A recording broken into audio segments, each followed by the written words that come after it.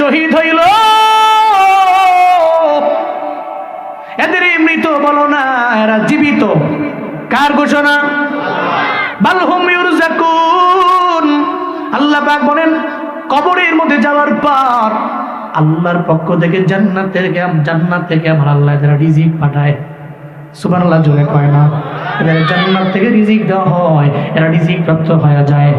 এই শহীদ যদি তুমি হও তাহলে তুমি জান্নাতেও যাবা, আবার তোমার মৃত বলা হবে না, জীবিতই বলা হবে। আসরের ময়দানে তোমার কত দাম তোমার তো জানাও নাই। কারণ যারা শুহাদা আসরের ময়দানে আল্লাহর দরবারে যাবে, কারো হাত নাই, কারো পা নাই, কারো মাথার একটা অংশ নাই, কারো চোখ নাই, কারো কান নাই। আসরের ময়দানে আল্লাহর দরবারে এভাবেই এরা উঠবে। কারণ শুহাদাদের গোসল দেওয়া হয় না, এমন অবস্থায় তো এদেরকে দাফন করে দেওয়া হয়। আল্লাহর দরবারে এরা যাবে, আল্লাহ বলবে তোমরা কারা? এরা বলবে আল্লাহ জমিনের মধ্যে ফি সাবিলিল্লাহ যুদ্ধ করতে যে আমরা ছিলাম শুহাদা, হয়ে গেলাম শুহাদা। আল্লাহ গো এই শহীদ অবস্থায় আজকে তোমার দরবারে আইলাম। আল্লাহ কয় শহীদ রে, আমি আল্লাহর জন্য দিন কায়েমের জন্য তুমি তোমার তাজা রক্তগুলো জমিনের মধ্যে বিলীন করে দিয়া গেলা।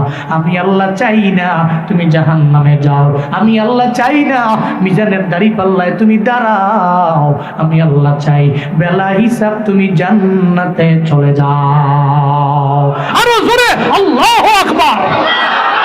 আমি আল্লাহ চাই না তুমি জাহান্নামে যাও, আমি আল্লাহ চাই শহীদ রে ফি সাবিলিল্লাহ যুদ্ধ করছো, এত পরিমাণে কষ্ট করছো রবের রাস্তায়, আমি আল্লাহ চাই না, আমি আল্লাহ তোমার দরবার থেকে হিসাব নিব, আমি আল্লাহ চাই না। আমার জান্নাতটা রেডি আছে, তোমার কোনো হিসাবও নেওয়া লাগবে না, তোমার জন্য কোনো মিজানের দাড়ি পাল্লাও নাই, তুমি এখনই যাও, আমি রবের জান্নাতে তুমি ঢুকে যাও।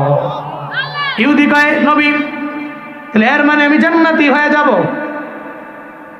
আমারে যদি পারমিশন দেন আমি এই মুহূর্তে খাইবারে যাব, যুদ্ধ করে আমার রক্ত বিলীন করে দিয়ে আমি শহীদ হয়ে যাব। সুবহানাল্লাহ জোরে কয় না? আরো জোরে কয় না? আল্লাহু আকবার। নবীজি বলতে লাগলেন এই ইহুদি তুমি যুদ্ধের ময়দানে যাবা, ঠিক আছে যাবা, ঠিক আছে যুদ্ধের ময়দানে যাবা, তোমার কাছে যে ছাগলগুলো আছে এই ছাগলগুলো বকরিগুলো এগুলো তোমার মালিকানায় নাই, এটা যে কোনো একটা ইহুদির মালিকানায় আছে, এটা তোমার হক না, এটা বান্দার হক। ইহুদি তুমি যাবা, তবে আগে তুমি ইহুদির বাড়ি যাও, ইহুদির বাড়ির মধ্যে যাইয়া এই ছাগলগুলো দিয়ে আসো, ওখানে দিয়ে আইসা এরপরে যুদ্ধের ময়দানে তুমি যাইও। আমরা হইলে বলতাম যেহেতু দল সেইটা চলে আইসে, যত সম্পদ আছে সব আঙ্গ জবাই দে আর খা। কথা বলেন ঠিক কিনা? দল ছেড়ে বসে আমগো দলে এই তামগুই জয় কর, সাহাবায়ে কেরাম খবর দেয় খা খালি। কি শিক্ষা! সুবহানাল্লাহ জোরে কর না? কি শিক্ষা দিয়েছেন মুহাম্মদ সাল্লাল্লাহু, কি শিক্ষা দিয়েছেন! ওই সময় বললেন বান্দার হক, তুমি আল্লাহর হক নষ্ট করছো, আল্লাহ তো চাইলে তাওবার মাধ্যমে মাফ করবে, কিন্তু বান্দার হক দেখাইছো। হাসরের ময়দানে আল্লাহ বলবে কিরে আব্দুল কুদ্দুস যাও জান্নাতের মধ্যে যাও, বলা হবে জান্নাতের মধ্যে যাওয়ার জন্য যদি আব্দুল কুদ্দুস নামের কারো লগে মিল্লা যায় রাগ হইয়েন না, উদাহরণ দিলাম। পরে রাগ হয়ে যাবে হুজুরে আমার নামটা কইছে, সাহস কত বড় হুজুরে।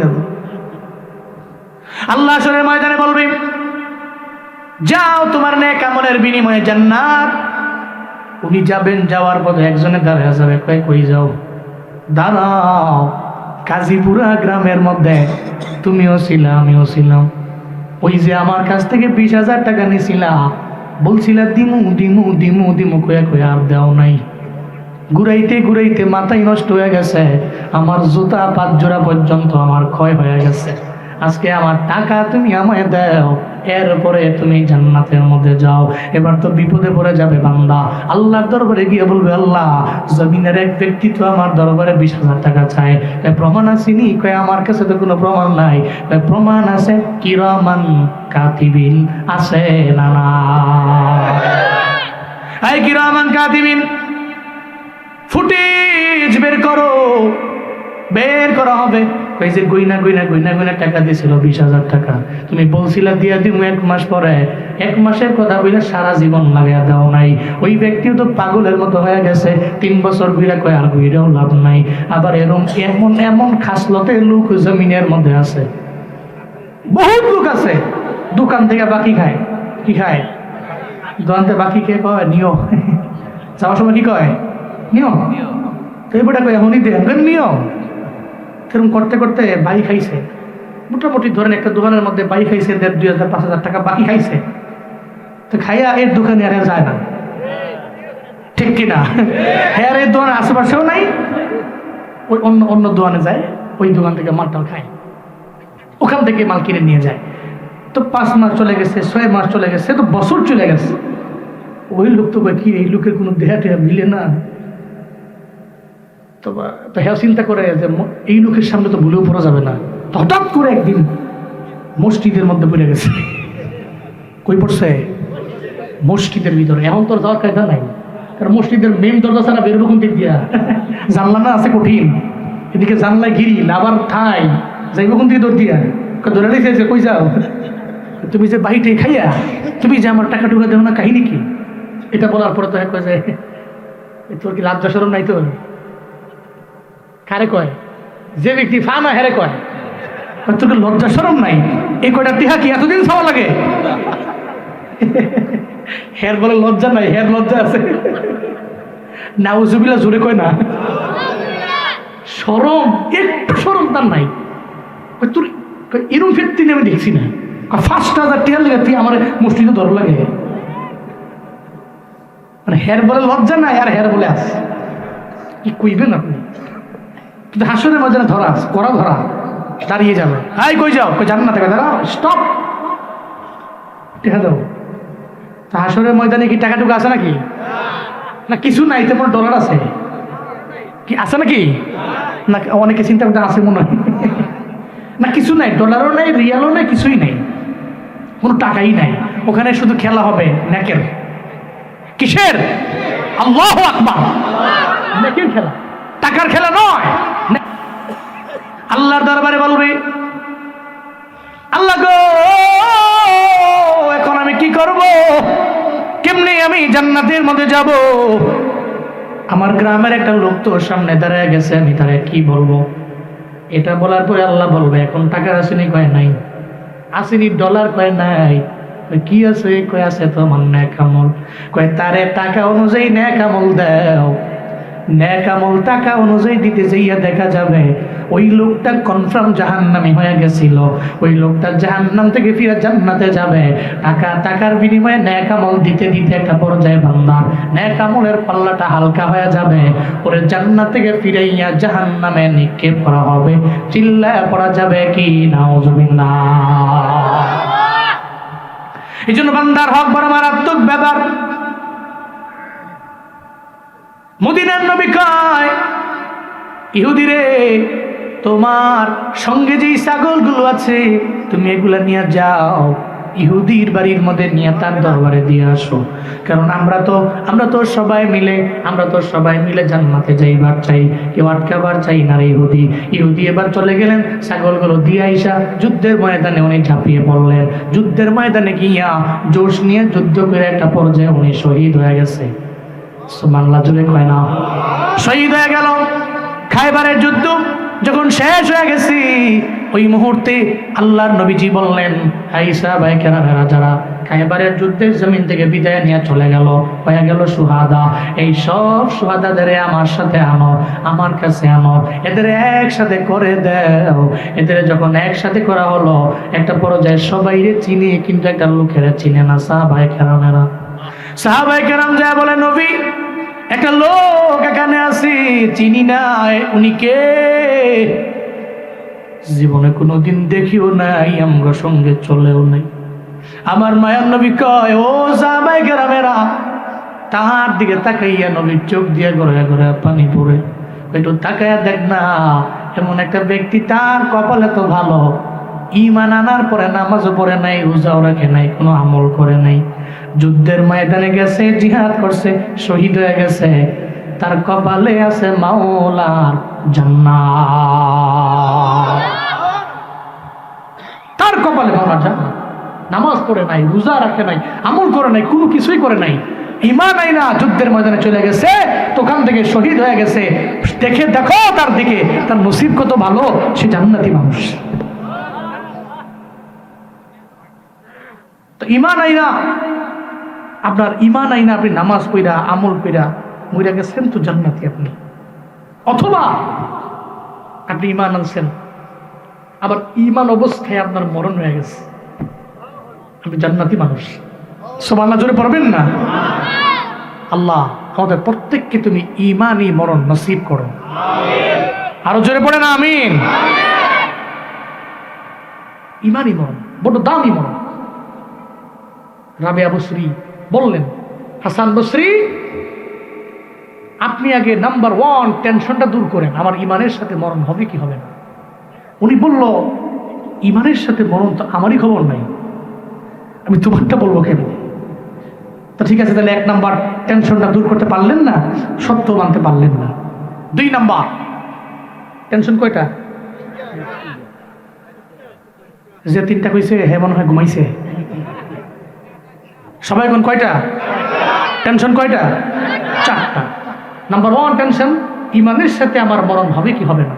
নাম্বার 2 আমার টেনশন, আমার চিন্তা হইল কবরের মধ্যে যাওয়ার পরে পৃথিবীর সমস্ত ব্যক্তিকে 3টা সওয়াল করা হবে, হবে কি হবে না?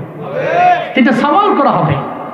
নাকি এখানে এমন কেউ আছেন, আপনি বড় ওলিয়ে কামেল, আপনার কবরে মুনকার নাকির আসবে না? আছেন নাকি কেউ? মুনকার নাকির আসবে, মুনকার নাকির এসে কবরের মধ্যে সওয়াল করবে, মান রব্বুক, রবের পরিচয় দাও, ওমা দীনুক, তুমি ধর্মের পরিচয় দাও, ওমান হাদার রাজুলুল্লাযী বুইসা ফীকুম, মদিনা নবীর পরিচয় তুমি দাও না। কয়টা সওয়াল? 3টা সওয়াল করা হবে। কে ধনী, কে গরিব, কে উচ্চ শিক্ষিত, কে নিম্ন শিক্ষিত দেখবে না, সব মানুষের বেলায় সমান। 3টা সওয়াল করা হবে। নাম্বার 1 রবের পরিচয় দাও, 2 নম্বরে ধর্মের পরিচয় দাও, 3 নম্বরে রাহমাতুল লিল আলামিনের পরিচয় দাও। এই 3টে সওয়াল করা হবে। রাবিয়া বসরি কয়, ও হাসান বসরি আপনি বলেন না এই 3টে সওয়ালের জবাব কি আমি দিতে পারবো কি পারবো না? আমার তো জানা নাই, যদি কনফার্ম করতে পারেন দিতে পারবো, তাহলে আমি আপনার সঙ্গে বিবাহ বন্ধনে আবদ্ধ হয়ে যাব। হাসান বসরি কয়, রাবিয়া রে শুনো, কবরের মধ্যে যাওয়ার পরে আমি একা, ওখানে গিয়ে আমি রবের পরিচয় আমি নিজে দিতে পারবো কি পারবো না গ্যারান্টি নাই। আমি ওখানে গিয়ে আমার ধর্মের পরিচয় দিতে পারবো কি পারবো না গ্যারান্টি নাই। আমি ওখানে গিয়ে আমার ধর্মের পরিচয়, নবীর পরিচয় দিতে পারবো কি পারবো না, এই ব্যাপারে আমার কোনো গ্যারান্টি নাই কবরের মধ্যে। যেটা আমি নিজেই পারবো কি পারবো না, যেই ব্যাপারে আমারই গ্যারান্টি নাই, ওই জায়গাতে আমি তোমার ব্যাপারে বলতে পারি না। কারণ যেই জায়গায় আম্মা জান খাদিজা ওই চিন্তা করেন নবীর দরবারে কান্দে, যেই চিন্তা আম্মা জান খাদিজাও কান্না করে, ইন্তেকালের আগে উনি কান্না করতে লাগলেন। নবীজি বললেন, ও খাদিজা তোমার চোখের পানি আমি জীবনেও কোনোদিন আমি সহ্য করতে পারি না। খাদিজারে তুমি চোখ দিয়া গড়ে গড়ে পানি পড়বে, তোমার আমি মানতে পারি না। ইন্তেকালের আগে আম্মা জান খাদিজা বলতে লাগলেন, ও আমার পয়গম্বর আমি তো জমিন থেকে বিদায় নিয়ে চলে যাব, জমিন থেকে বিদায় নিয়ে যাওয়ার পরে আমার 3টা শর্ত আপনি মানতে পারবেন কিনা? চিল্লায় বলেন, কয়টা শর্ত? 3টা শর্ত মানতে পারবেন কিনা? আল্লাহ নবীজি বললেন, খাদিজা তুমি আমার দুঃখের দিনের বিবি, যেই সময়ে আমার কোনো পৃথিবীর মধ্যে আমার সাপোর্ট দেওয়ার মধ্যে কেউ ছিল না, তুমি আমার পাশে এসে দাঁড়াইলা, ধর্মের কাজের জন্য কাজ করতে চাইয়া তুমি তো আমার ব্যাকগ্রাউন্ডে দাঁড়ায় গেলা, বিভিন্ন মাধ্যমে তুমি আমার জন্য অনেক কিছুই করলা। ও খাদিজা তুমি আমার 3টা শর্ত দিছো, আমি মানতে পারবো, তুমি বলো না। আম্মা জান খাদিজা বলতে লাগলেন, পয়গম্বর আমার নাম্বার 1 সওয়াল আর নাম্বার 1 শর্ত হলো আমি যেদিন জমিন থেকে বিদায় নিয়ে চলে যাব, আমার বিদায় নিয়ে যাওয়ার পরে কোনো বাজার থেকে আমার জন্য আপনি কোনো কাফনের কাপড় আমার জন্য আনবেন না, আপনার গায়ের একটা জুব্বা মুবারক আপনি সিরা আমার জন্য কাফন বানাইয়া এরপরে আপনি কবরের মধ্যে আমারে দিবেন। চিল্লা পড়া যাবে কি মারহাবা? নাম্বার 1 শর্ত দুই নম্বরে নবীজি আমার দুই নম্বরে শর্ত, আমি তো কবরের মধ্যে চলে যাব, ঠিকানা আমার কবর। পয়গম্বর শুধুমাত্র আপনার জুব্বা মুবারক দিয়ে কাফন দিয়ে এখানে ক্ষান্ত করবেন না, পরিসমাপ্তিটা এই জায়গার মধ্যে ঘটাবেন না। কবরের মধ্যে যখন আপনি নামাবেন, জমিনের অন্য কাউরে দিয়া নামাবেন না, আপনি নিজে কবরে নামবেন। কারণ যেই কবরের মধ্যে আমার নবী নিজে নামবে, ওই কবরে জীবনে কোনোদিন আযাবের ফেরেশতা আসতে পারবে না। দুই নাম্বার শর্ত।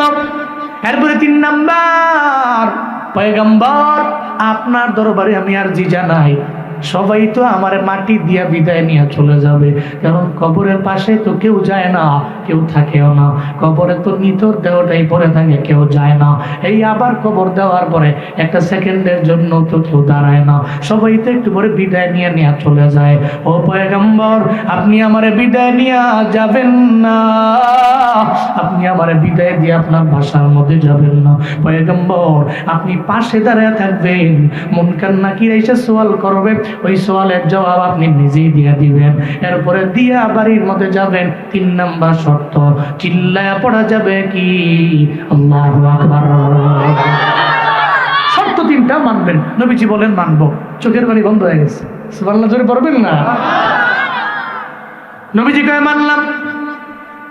আম্মা জান খাদিজার ইন্তেকাল, এরপরে আমার পয়গম্বর বাজারের মধ্যে যায় না কাপড়ের জন্য। আমার নবীজি বাজারের মধ্যে না গিয়ে নিজের একটা জুব্বা খুললেন, এটা দিয়ে কাফন দিয়ে দিলেন, আম্মা জান খাদিজার কাফনের ব্যবস্থা করলেন।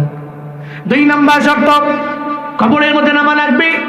কবরের মধ্যে আম্মা জান খাদিজারে নামাইয়া, আম্মা জান খাদিজা রাদিয়াল্লাহু আনহারে নামাইয়া আমার নবী তো নিজেও নামলেন কবরের মধ্যে। শর্ত নাম্বার 2, এটাও তো মানা লাগবে। নবীজি নিজে নামলেন, আসার পথে আমার মায়ার নবীজি আম্মা জান খাদিজার চেহারাটা খালি বাইতুল্লাহর দিকে ফিরিয়ে দেয়। যতই বাইতুল্লাহর দিকে দেয় ততই তো বাইতুল্লাহর দিকে যায় না, যতবার দেয় যায় না, বরং আম্মা জান খাদিজার চেহারাটা খালি আসমানের দিকে চলে আসে। চিল্লায়া পড়বেন মারহাবা। খালি বাইতুল্লাহর দিকে দেয়, এটা আসে না, বাইতুল্লাহর দিকে থাকে না, খালি চলে আসে আসমান বরাবর সুজা। আল্লাহ নবী কাঁদতে লাগলেন, আল্লাহকে বলতে লাগলেন, হে মালিক আমার খাদিজার প্রতি তুমি কি ক্রোধান্বিত হইছ? আমার খাদিজা আমার দুঃখের দিনের বিবি, আমার খাদিজার কবরে আযাব আমি সহ্য করতে পারবো না। তুমি কি আমার খাদিজার প্রতি রাগ? তুমি কি ক্রোধান্বিত? আল্লাহ গো, কেন আমি বাইতুল্লাহর দিকে চেহারা ফিরা দিই? কেন বারবার আসমানের দিকে কেন যায়? বারবার কেন যায় বলো না রে আমার আল্লাহ। আল্লাহ কয়, ও জিবরাইল আমার নবীর দরবারে যাও না, আমার নবীর দরবারে গিয়া জানায়া দাও আমার নবীর চিন্তার কোনো কারণ নাই। আম্মা জান খাদিজা রাদিয়াল্লাহু আনহা, ওই খাদিজার ব্যাপারে আল্লাহ তো নিজেই ডিসিশন নিয়ে নিল। জিবরাইল আল্লাহ নবীজির দরবারে আসলো, এসে কয়, পয়গম্বর আম্মা জান খাদিজা তো এই জায়গার মধ্যে আপনি শুয়ে রাখলেন, আম্মা জান খাদিজারে বারবার চেহারাটা বাইতুল্লাহর দিকে ফিরিয়ে দেন, বাইতুল্লাহর দিকে তো থাকবে না। আল্লাহ তো খাদিজারে এত পরিমাণে মহাব্বত করে, এত পরিমাণে ভালোবাসে, একটা সেকেন্ডের জন্য এই চেহারা বাইতুল্লাহর দিকে ফিরে থাকুক আল্লাহ চায় না। আল্লাহ চায় আরশে মুআল্লা বরাবর খাদিজা রাদিয়াল্লাহু আনহা চেহারাটা থাকুক। আল্লাহ দেখতে থাকবে, আল্লাহ দেখতে থাকবে, আল্লাহ দেখতে থাকবে। এটা আমার মাওলার খেলা, আপনি কান্না কইরেন না। চিল্লা পড়া যাবে কি মারহাবা। আল্লাহ চায় না খাদিজা রাদিয়াল্লাহু আনহার চেহারাটা বাইতুল্লাহর দিকে যাক, আল্লাহ চায় আসমান বরাবর আরশে মুআল্লা বরাবর থাকুক। সুবহানাল্লাহ জোরে পড়বেন না। 2 নাম্বার শর্ত শেষ। এরপর 3 নাম্বার, আম্মা জান খাদিজাকে দাফন করলেন। বলছেন সবাই চলে গেলেও নবী আপনি যাবেন না, আপনি থাকবেন, মুনকার নাকিরের সওয়ালের জবাব আপনি দিয়ে পরে যাবেন। নবীজি স্ট্রেট ফরওয়ার্ড দাঁড়িয়ে রইলেন। লম্বা সময় হয়ে গেল, মুনকার নাকিরের কোনো খবর নাই, আসেও না। সুবহানাল্লাহ জোরে পড়বেন না। নবীজি আবারও অবাক হয়ে গেলেন, আল্লাহ গো, এটা কেমন ব্যাপার? কেন মুনকার নাকির আমার বিবির কবরের মধ্যে আসে না? নবীজি অবাক হয়ে গেলেন। খাদিজার প্রতি তো আল্লাহ রাজি, কিন্তু মুনকার নাকির কেনই কবরের মধ্যে আসে না? নবীজি চিন্তায় বললেন, জিবরাইল, আল্লাহ কয়, জিবরাইল আমার নবীর দরবারে যাও, আমার নবীরে গিয়া জানায় দাও, চিন্তা করার কোনো দরকার নাই। মুনকার নাকির তো সওয়াল করতো কয়টা? জোরে বলেন কয়টা? মান রাব্বুকা, রবের পরিচয়। ওমা দীনু, ধর্মের পরিচয়। ওমান হাদার রাজুলুল্লাযী বুইসা ফীকুম, 3 নম্বরের মদিনার নবীর পরিচয়, আমার নবীর পরিচয়। এই 3টা সওয়ালই তো করত। আমি মুনকার নাকির বললাম, কই যাবা? কই আম্মা জান খাদিজা রাদিয়াল্লাহু আনহা, ওনার কবরের মধ্যে যাব। আল্লাহ কয় না যাওয়া লাগবে না। সুবহানাল্লাহ, জোরে কয় না। আল্লাহ কয় যাইস না, খাদিজারি আমি এত ভালোবাসি। আল্লাহু আকবার। আল্লাহ কয়, মুনকার নাকির রে যাওয়ার দরকার নাই, যাওয়ার দরকার নাই। ওইখানে গিয়ে খাদিজারে প্রশ্ন করার দরকার নাই, যা কর আমারে কর। আল্লাহ পাক নিজেই সওয়ালের জবাবগুলো দেয়। রবের পরিচয় দাও, ধর্মের পরিচয় দাও, রাহমাতুল লিল আলামিনের পরিচয় দাও, আমার নবীরে গিয়ে জানায় দাও, মুনকার নাকির আজকে তুই কবরের মধ্যে আসবে না, কারণ খাদিজার পক্ষ হইয়া এই 3টা সওয়ালের জবাব দিয়েছে আমার আল্লাহ। আরো জোরে আল্লাহু আকবার।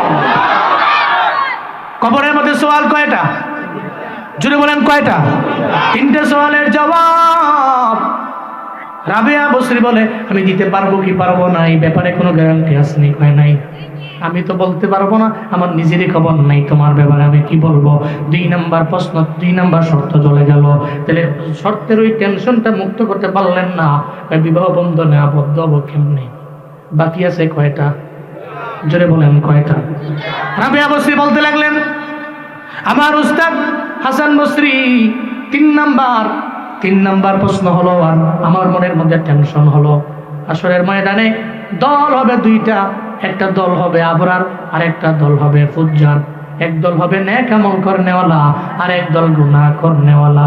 কথা বলেন ঠিক কিনা? দল কয়টা? মূলের দল 2টা। ইন্নাল আবরারা লাফি নাঈম ওয়া ইন্নাল ফুজ্জারা লাফি জাহিম। দল হবে 2টা, আবরারদের জন্য জান্নাত, ফুজ্জারদের জন্য জাহান্নাম। এই 2টা দল হয়ে যাবে। এবার কয়, আপনি বলেন না আমি নেক আমল করনেওয়ালাদের দলে হব না গুনাহ করনেওয়ালাদের দলে হব? ওই বিষয়ে তো আমি নিজেই জানি না। আল্লাহ কি আমার আবরারদের দলভুক্ত বানাবে নাকি ফুজ্জারদের দলভুক্ত আল্লাহ বানায় দিবে? এই ব্যাপারে আমারই তো জানা নাই। আমি তোমারে কি ব্যাপারে আমি জবাব দিব? আমারই জানা নাই, খবর নাই, তোমারে কি বলবো? সুবহানাল্লাহ, জোরে পড়বেন না। 3টা টেনশনের কথা বললাম, আপনি খালি আপনারটা চিন্তা করলেন, আমারটা কই দিয়ে পারলেন না। 4 নাম্বার টেনশন, নাম্বার 4, আমার লাস্ট টেনশন, আমার চিন্তা কাজ করছে আমার ভিতরে।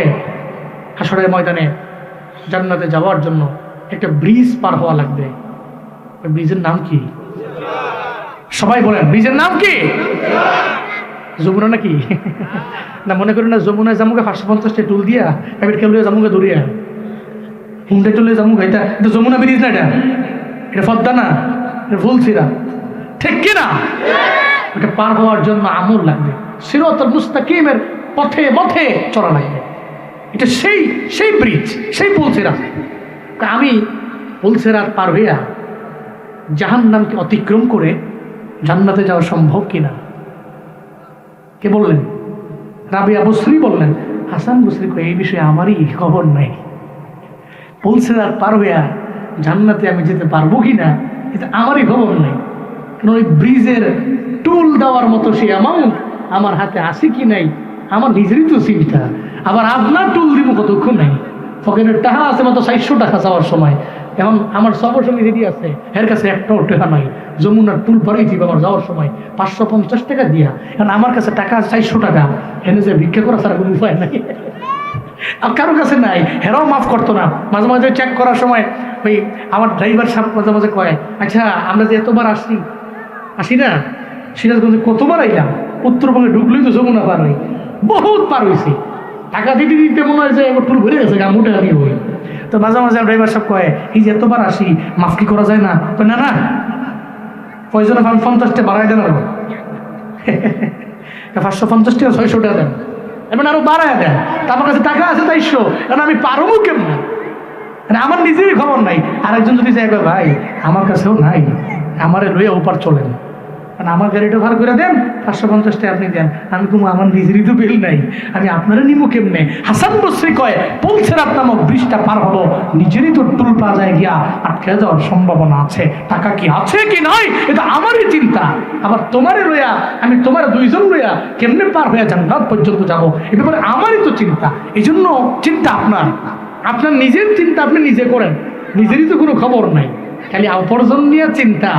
রাবিয়া বসরি কয় চলে এই পজিশন মতো এই সাইডটা বিশাল ঝামেলা আমি পড়ছি, টেনশনও করতেছি, একটা কোনো সমাধান আপনি দিলেন না, বিয়ে হইতো না। না তুমি আবার বিয়ে হইব, যারা নৌজওয়ান আছে তোমরা ডরেও না।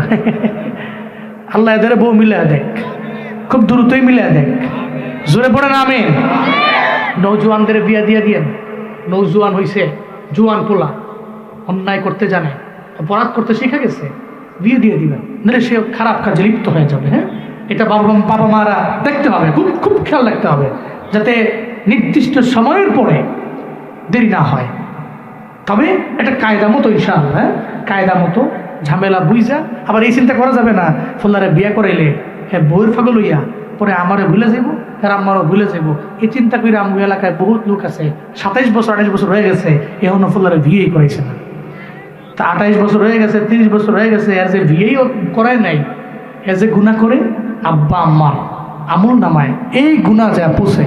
এই জন্য আপনার নিজেরই তো বেল নাই, নিজের গুনারই খবর নাই, আবার পোলাপানের গুণা যদি আমল নামায় ঢুকে তাহলে তো আবার ডাবল ট্রিপল হয়ে গেল। এই জন্য খুব কেয়ারফুলি ইনশাআল্লাহ, হ্যাঁ খুব কেয়ারফুলি। আল্লাহ আব্বা আম্মা, পরিবার পরিজন, ছেলে মেয়ে, আল্লাহ সবাইকে সঠিক বুঝ দান করেন। সকলে পড়ে না আমিন, আরো জোরে পড়ে না আমিন। জান্নাতে যাইবার চান তো? চান তো? কারা কারা চান তো হাত তুলে আল্লাহকে দেখান। আল্লাহ প্রত্যেককে ঈমান আর নেক আমলের বিনিময়ে জান্নাতি হওয়ার তৌফিক দান করেন। আরো জোরে পড়েন আমিন। মালি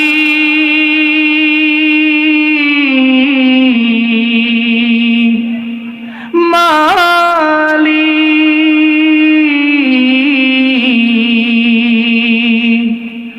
মালি একটি ঘর বানিয়ে দিও, একটি ঘর বানিয়ে দিও। মালিক তুমি জান্নাতে তোমার পাশে আমার একটি ঘর বানিয়ে দিও, একটি ঘর বানিয়ে দিও। সে বিভীষিকাময় মহাদিনে তোমার প্রতিবেশী করে নিও। মালিক তুমি জান্নাতে তোমার পাশে আমার একটি ঘর বানিয়ে দিও, একটি ঘর বানিয়ে দিও, একটি ঘর বানিয়ে দিও। চিল্লায় পড়েন আমিন, আরো জোরে পড়েন আমিন। জান্নাতে, জান্নাতে আপনার জন্য ব্যক্তিগতভাবে জান্নাতে আপনার জন্য ঘর হবে। কেমনে? নবীজি বলছেন মান বানা লিল্লাহি মসজিদান বানাল্লাহু লাহু বাইতান ফিল জান্নাহ। জমিনে তুমি আমার ঘর বানাও, আমি জান্নাতে তোমার জন্য ঘর বানাবো। সুবহানাল্লাহ। আসতে কেন চিন্তা করছে হুজুর আস্তে আস্তে আগাইতেছে, আমগো পকেটের দিকে আদিতেছে, এই চিন্তা করে অনেকে সুবহানাল্লাহ আসতে কইছে। জোরে কোন সুবহানাল্লাহ, কোন আলহামদুলিল্লাহ, আরো জোরে চিল্লায় আল্লাহু আকবার। জমিনে তুমি আমার ঘর বানাও, আল্লাহ কয় জমিনে তুমি আমার ঘর বানাও, জান্নাতে আমি তোমার ঘর বানাই দিব। তুমি তো ঘর বানাইছো ইট বালু দিয়া, আমি তোমার ঘর বানায় দিব গোল্ড দিয়া। সুবহানাল্লাহ জুড়ে কয় না।